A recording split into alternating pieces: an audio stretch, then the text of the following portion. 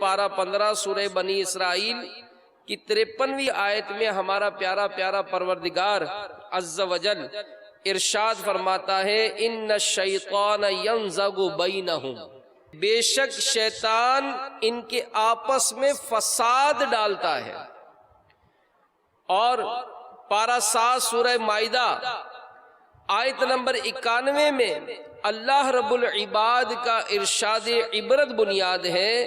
انما یرید الشیطان ان یوقع بینکم العداوۃ والبغضاء، کہ شیطان یہی چاہتا ہے کہ تم میں بیر اور دشمنی ڈلوا دے۔ تو مسلمان جو ہے یہ آپس میں محبت کرنے والے ہیں۔ جی ہاں، مسلمان آپس میں یہ لڑائی جھگڑا نہیں کرتے، مسلمان آپس میں محبتیں کرتے ہیں، کیونکہ احادیث مبارکہ میں یہ آپس کی ناراضی کے جو معاملات ہوتے ہیں اس کے متعلق تنبیہ کی گئی ہے، توجہ دلائی گئی ہے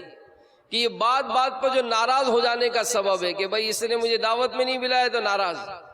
پھر اس نے جناب وہ بلایا اور بٹھایا نہیں تو ناراض، بلایا اور کھلایا نہیں تو ناراض، اچھا کھلانے کے بعد ہم سے ملے نہیں تو ناراض، پھر جناب کوئی مسکرائے نہیں تو ناراض۔ تو اسی طرح جب عورتیں جاتی ہیں تو ظاہر ہے وہ عورتوں میں الگ مسائل، تو بعض اوقات دعوتوں میں کیا بلکہ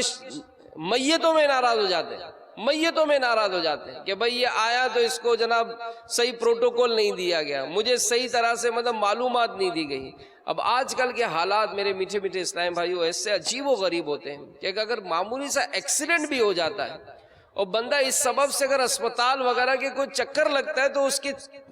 سارے طباق روشن ہو جاتے ہیں۔ یہ جاتا ہے بہت معمولی سے علاج کے لیے، لیکن وہاں جس طرح اس کو آزمائشیں ہوتی ہیں، اب وہ کس طرح سے سب کو اطلاع کرے، پھر بہت سارے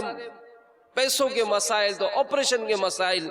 تو ہمیں یہ بات بات پر جو ناراضی کا جو سبب بنتا ہے نا، یہ انداز اپنا بدلنا چاہیے کہ حضرت سیدنا ابن عباس رضی اللہ تعالیٰ عنہ یہ کہتے ہیں کہ نبی پاک صلی اللہ علیہ وآلہ وسلم کا ارشاد حقیقت بنیاد ہے کہ 3 قسم کے افراد کی نمازیں ان کے سر سے ایک بالش بھی نہیں اٹھتی۔ نمبر 1، قوم کا وہ امام